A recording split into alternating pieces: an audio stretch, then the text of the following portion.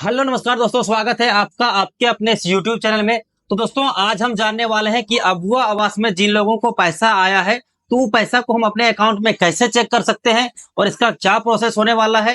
तो दोस्तों इसी से जुड़ी हम आज पूरी डिस्कस करने वाले हैं और साथ ही साथ आपको विद प्रूफ के साथ दिखाने वाला हूँ कि आप कैसे अपने अकाउंट में सारी जानकारियों को आप खुद से अगर चेक करके उसे डाउनलोड भी कर सकते हैं। तो दोस्तों आइए हम आपका समय ज्यादा लेट ना करते हुए शुरू करते हैं और आपको दिखाते हैं कंप्लीट प्रोसेस। आइए अब हम शुरू करते हैं। दोस्तों यहाँ आने के बाद सबसे पहले आपको अपना क्रोम ब्राउजर ओपन कर लेना होगा। उसके बाद आपको लिखना होगा PFMS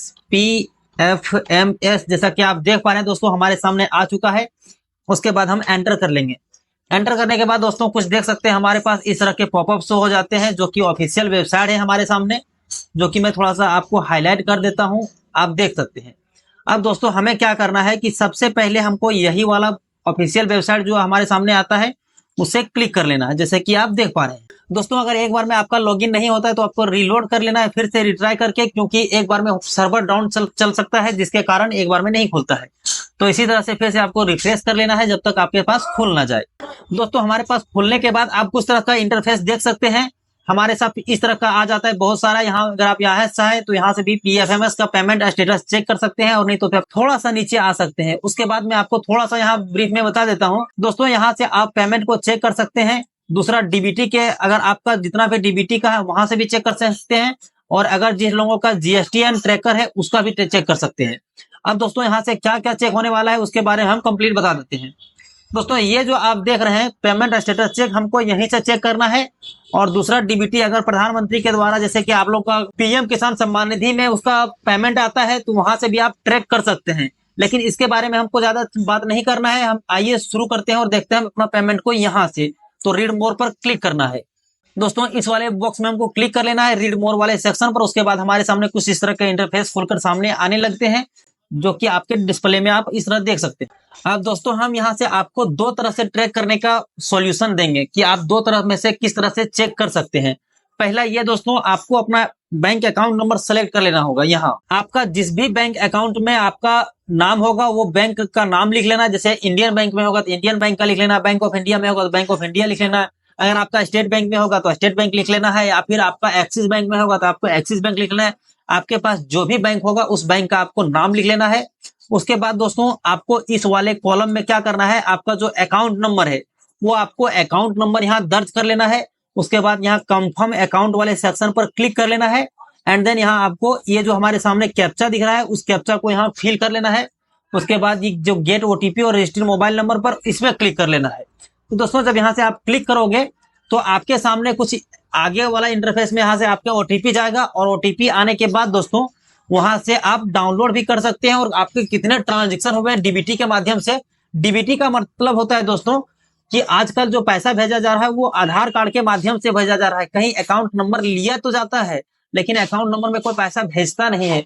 चाहे आप प्रधानमंत्री का देख लें, चाहे आप नरेगा का देख लें, या फिर अन्य किसी भी माध्यम से जो भी भेजा जाता है, आप अबुआ आवास को ही लेकर चल सकते हैं। क्योंकि अबुआ आवास में जितने लोगों का पैसा भेजा है सभी को भेजा है डीबीटी के माध्यम से, मतलब डायरेक्ट बेनिफिशियरी ट्रांसफर उसका फुल फॉर्म होता है दोस्तों। तो उसमें भेजा जाता है और इससे होता यह है कि डायरेक्ट जो लाभ है वो बेनिफिशियरी के खाते में जाता है। अब आप सोच रहे होंगे कि इस तरह क्यों भेजा है जब हम इस अकाउंट में दिए हैं।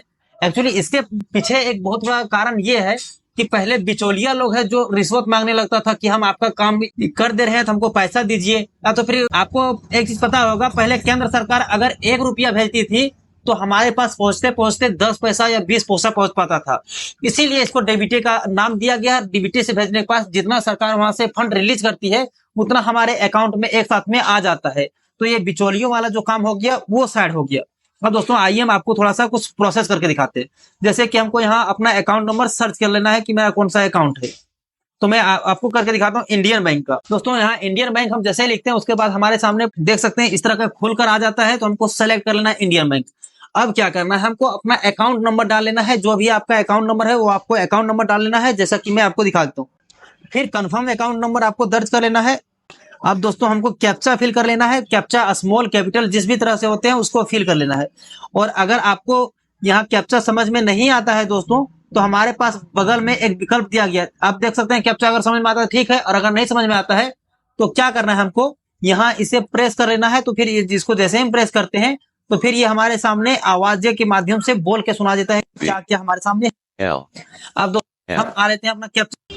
दोस्तों कैप्चा को फिल करने के बाद हमारे सामने गेट और send OTP with registered mobile number, जिस भी अकाउंट में आपका होगा मोबाइल नंबर लिंक, तो उसको यहाँ से आप चेक कर सकते हैं। दोस्तों हमारे सामने प्रोसेस लेने लगता है, उसके बाद मैं आपको दिखाता हूँ कि खुल पाता है या नहीं खुल पाता है। पर प्रोसेस तो दोस्तों यही है हमारे सामने। दोस्तों अभी तो नहीं खुल पाया, पर फिर से हम इसको रिट्राई मार कि क्यों नहीं खुला। आपको भी इसी तरह से रिट्राई मार लेना है अगर आपका नहीं खुलता है तो। और इस बीच में हम थोड़ा सा आपसे बातें कर लेते हैं कि अगर आपका एक अकाउंट जो भी होगा, अगर एक अकाउंट नहीं चेक हो रहा है तो आपके पास दूसरा अकाउंट होगा, क्योंकि आपका एक अकाउंट, दो अकाउंट, तीन अकाउंट जो भी होगा बारी बारी से आपको चेक कर लेना है कि आपका किस बैंक खाते में आपका पैसा गया है।